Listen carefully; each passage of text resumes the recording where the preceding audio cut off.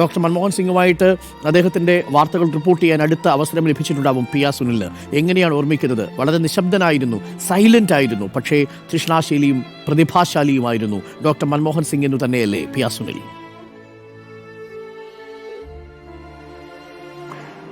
അരുൺ, തീർച്ചയായും ഇന്ത്യ ഇന്ന് സാമ്പത്തിക രംഗത്ത് എത്രയൊക്കെ ഉയരങ്ങളിൽ എത്തിയിട്ടുണ്ടോ, അങ്ങനെ എത്തിയിട്ടുണ്ടെങ്കിൽ അതിൻ്റെ അടിത്തറ പാകിയത് ഡോക്ടർ മൻമോഹൻ സിംഗ് ആണ് എന്ന കാര്യത്തിൽ യാതൊരു സംശയമില്ല. കഴിഞ്ഞ 50 നൂറ്റാണ്ട് കാലം, 50 വർഷക്കാലം ഇന്ത്യയുടെ സാമ്പത്തിക രംഗത്ത് സ്വാധീനമുണ്ടാക്കിയ ഒരു നേതാവ് മറ്റൊരാളുണ്ടാകില്ല ഇതുപോലെ. ഇന്ദിരാഗാന്ധിയുടെ കാലത്ത് തുടങ്ങി പിന്നീട് ഇന്ത്യ ഭരിച്ചിട്ടുള്ള എല്ലാ സർക്കാരിൻ്റെ കാലത്തും സാമ്പത്തിക നയങ്ങളിൽ മൻമോഹൻ സിംഗിൻ്റെ സ്വാധീനമുണ്ടായിരുന്നു. 90കളിലാണ് നരസിംഹറാവു സർക്കാരിൻ്റെ കാലത്ത് അദ്ദേഹം ആദ്യമായി മന്ത്രിസഭയിലേക്ക് എത്തുന്നതിന് മുൻപ് ആസൂത്രണ കമ്മീഷനിലുമൊക്കെ തന്നെ അദ്ദേഹം ഇന്ത്യയുടെ സാമ്പത്തിക നയങ്ങളിൽ സ്വാധീനമുറപ്പിച്ച് ഒരുപാട് മാറ്റങ്ങൾ കൊണ്ടുവരാൻ അദ്ദേഹത്തിൻ്റെ വലിയ ഇടപെടലുകൾ ഉണ്ടായിരുന്നു. ഏതായാലും സോഷ്യലിസ്റ്റ് നയങ്ങളിൽ നിന്ന് ഉദാരവൽക്കരണ നയങ്ങളിലേക്കുള്ള ഒരു മാറ്റത്തിന് തുടക്കമിട്ടത് മൻമോഹൻ സിംഗ് ആണ്. ഇന്ത്യയിൽ വലിയ സാമ്പത്തിക മാറ്റങ്ങൾ കൊണ്ടുവരാൻ, അത് ഉറച്ചതാക്കാൻ, ഒരുപക്ഷെ ലോകത്താകെ സാമ്പത്തിക പ്രതിസന്ധികൾ ഉണ്ടായിരുന്ന ഒരു കാലത്ത് ഇന്ത്യ അതിൽ തളരാതെ നിന്നത് മൻമോഹൻ സിംഗിൻ്റെ നിലപാടുകൾ കൊണ്ട് തന്നെയാണ്, നയങ്ങൾ കൊണ്ട് തന്നെയാണ്. ഏതായാലും 2004 മുതൽ 2014 വരെ 10 വർഷക്കാലം ഇന്ത്യ ഭരിച്ച പ്രധാനമന്ത്രി, ആ ഒരു 10 വർഷക്കാലം ആദ്യ 5 വർഷം കഴിഞ്ഞ് രണ്ടാം ടേമിൽ മൻമോഹൻ സിംഗ് വരുന്ന കാലം നമുക്കറിയാം സംഭവബഹുലമായിരുന്നു ഇന്ത്യൻ രാഷ്ട്രീയം. ഒരുപാട് അഴിമതി ആരോപണങ്ങൾ പുറത്തു വന്ന ഒരു കാലം. 2G സ്പെക്ട്രം, കൽക്കരി അഴിമതി, അങ്ങനെ വലിയ പ്രതിഷേധങ്ങൾ ഒരു വശത്ത് നടക്കുന്നു. അങ്ങനെ വലിയ പ്രതിഷേധങ്ങൾ ഉണ്ടായപ്പോഴും വലിയ രാഷ്ട്രീയ കൊടുങ്കാറ്റ് ആഞ്ഞടിച്ചപ്പോഴും ഉലയാതെ നിന്ന ഒരു നേതാവ്. അപ്പോഴും മൻമോഹൻ സിംഗിൻ്റെ വ്യക്തിപ്രഭാവത്തിന് അന്ന് യാതൊരു ഇടിവും ഉണ്ടായിരുന്നില്ല. മൻമോഹൻ സിംഗിനെ വ്യക്തിപരമായി ആരും അധിക്ഷേപിക്കുന്ന ഒരു നിലപാടിലേക്ക് വന്നിട്ടില്ല. അപ്പോൾ മൻമോഹൻ സിംഗ് എന്നൊരു നേതാവിനെ അന്ന് രാഷ്ട്രീയ രംഗത്താണെങ്കിലും സാമൂഹ്യ രംഗത്താണെങ്കിലും എല്ലാവരും ഒരുപോലെ അംഗീകരിക്കുന്ന ഒരു നേതാവായിരുന്നു. ഇപ്പോൾ പ്രധാനമന്ത്രി നരേന്ദ്രമോദി അടക്കം മൻമോഹൻ സിംഗിനെ ഏറ്റവും വലിയ ഒരു അതുല്യ പ്രതിഭ എന്നാണ് വിശേഷിപ്പിക്കുന്നത്. അത്തരത്തിൽ എല്ലാ മേഖലയിലും മൻമോഹൻ സിംഗ്, സാമ്പത്തിക രംഗത്ത് മൻമോഹൻ സിംഗ് കൊണ്ടുവന്ന മാറ്റങ്ങൾ, മൻമോഹൻ സിംഗ് എടുത്ത തീരുമാനങ്ങൾ, നയങ്ങൾ, ഇതൊക്കെയാണ് ഇന്നും ഇന്ത്യയെ ശക്തമായി നിലനിർത്തുന്നത് എന്ന കാര്യത്തിൽ യാതൊരു സംശയവുമില്ല.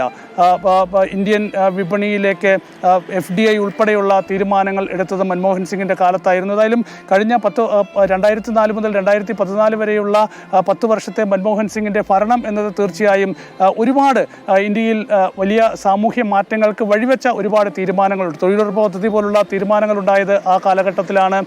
ഇപ്പോൾ GST നടപ്പാക്കിയിട്ടുണ്ടെങ്കിലും GST എന്നൊരാശയം വരുന്നത് ആ ഒരു കാലഘട്ടത്തിലായിരുന്നു.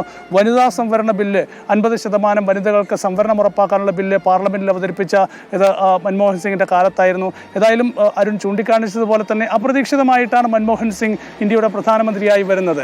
അന്ന് സോണിയാഗാന്ധി പ്രധാനമന്ത്രിയാകുന്നില്ല എന്നൊരു തീരുമാനമെടുത്തപ്പോൾ വലിയ നാടകീയ കാഴ്ചകളായിരുന്നു അന്ന് 10 ജൻപത്തിന് മുമ്പിൽ കണ്ടത്. സോണിയാഗാന്ധി പ്രധാനമന്ത്രിയാകണം എന്നൊക്കെ ആവശ്യപ്പെട്ട് അന്ന് ജൻപത്തിന് മുമ്പിലെ ബാരിക്കേഡിൽ കയറി നിന്ന് തോക്കുകൊണ്ട് സ്വയം വെടിവെക്കാൻ മുതിർന്ന ആളുടെ ഒരു കാഴ്ചകളൊക്കെ തന്നെ ഇന്ത്യൻ രാഷ്ട്രീയത്തിലെ വലിയ ചരിത്ര ചിത്രം എന്ന് വേണമെങ്കിൽ നമുക്ക് പറയാം.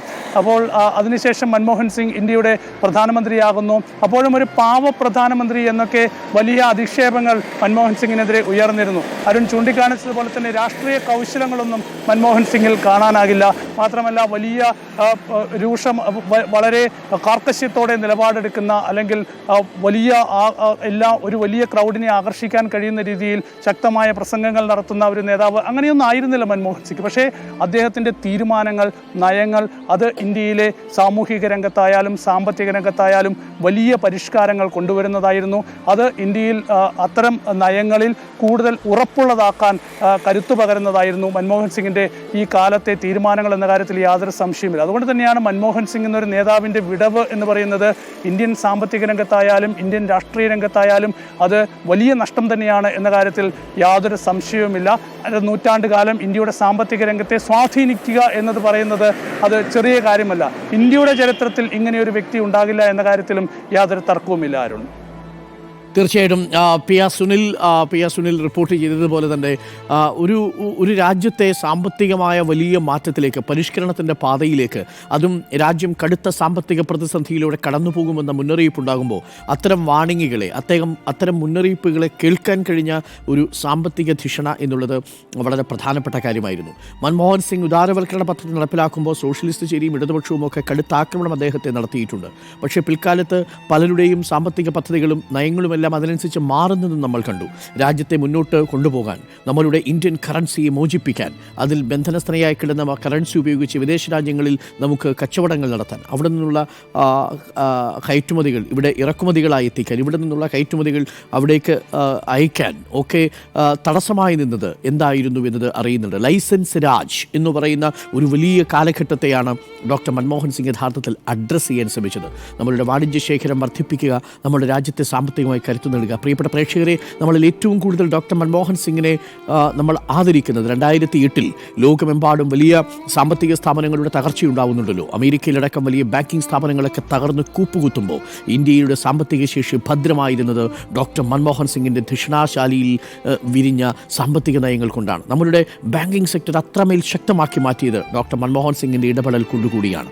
റിസർവ് ബാങ്കിൻ്റെ ഗവർണറായിരുന്ന, നമ്മളുടെ പ്ലാനിംഗ് കമ്മീഷനിൽ, ആസൂത്രണ കമ്മീഷൻ്റെ ഡെപ്യൂട്ടി ചെയർമാനായിരുന്ന, നമ്മളുടെ ട്രേഡ് മിനിസ്ട്രിയിൽ വാണിജ്യ മന്ത്രാലയത്തിൻ്റെ സാമ്പത്തിക ഉപദേഷ്ടാവായിരുന്ന, ADBയുടെയും IRDയുടെയും ഒക്കെ international bank for development and reconstruction എന്ന് പറയുന്ന ബാങ്കുകളുടെയും ഒക്കെ തലപ്പത്തിരുന്നയാളാണ്. അപ്പോൾ അത്രയും സാമ്പത്തികമായ ധാരണകളുണ്ടായിരുന്നു. അതുകൊണ്ടാണ് ഡിമോണിറ്റൈസേഷൻ വരുമ്പോൾ അദ്ദേഹം പറഞ്ഞത് ഇത് ഓർഗനൈസ്ഡ് പ്ലൻഡറാണ്, ഇത് ലൂട്ടാണ് എന്ന് അദ്ദേഹം വളരെ വ്യക്തമായി വിമർശിച്ചതും ആ സാമ്പത്തിക ധാരണകളിൽ നിന്നുകൊണ്ടാണ്. കേംബ്രിഡ്ജിലും ഓക്സ്ഫോർഡിലും പഠിച്ച ഡോക്ടർ മൻമോഹൻ സിംഗ് 7 പ്രധാനമന്ത്രിമാർക്കൊപ്പം വ്യത്യസ്ത സാമ്പത്തിക ഉപദേശക പദവികളിൽ തിളങ്ങിയ ഡോക്ടർ മൻമോഹൻ സിംഗ് ലോക്സഭയിലൂടെ, പാർലമെൻറ്റിലെത്താതെ രാജ്യസഭയിലൂടെ മാത്രം ഇന്ത്യയുടെ 2 കാലത്തെ പ്രധാനമന്ത്രിയായ, ഒരുപക്ഷെ നെഹ്റുവിന് ശേഷം ഒരു ടേം പൂർണ്ണമായും പൂർത്തിയാക്കി അടുത്ത ടൈമിലേക്ക് എത്തിയ പ്രധാനമന്ത്രി എന്ന പദവി നേടിയ ഡോക്ടർ മൻമോഹൻ സിംഗ് വളരെ നിശബ്ദമായിട്ടാണ് പലപ്പോഴും അദ്ദേഹം കാര്യങ്ങൾ കാണാറ്.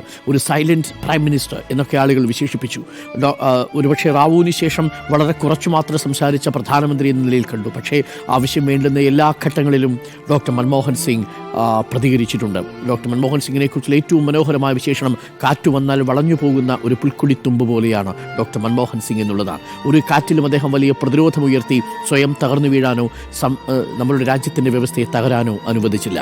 ഡോക്ടർ മൻമോഹൻ സിംഗ് വിട പറയുമ്പോൾ ഒരു യുഗമാണ് വിട വാങ്ങുന്നത് എന്നത് നിശ്ചയമാണ്. ഒരുപാട് അനുഭവങ്ങളുണ്ട് ഡോക്ടർ മൻമോഹൻ സിംഗിൻ്റെ രാഷ്ട്രീയ ജീവിതത്തിൽ നിന്ന്.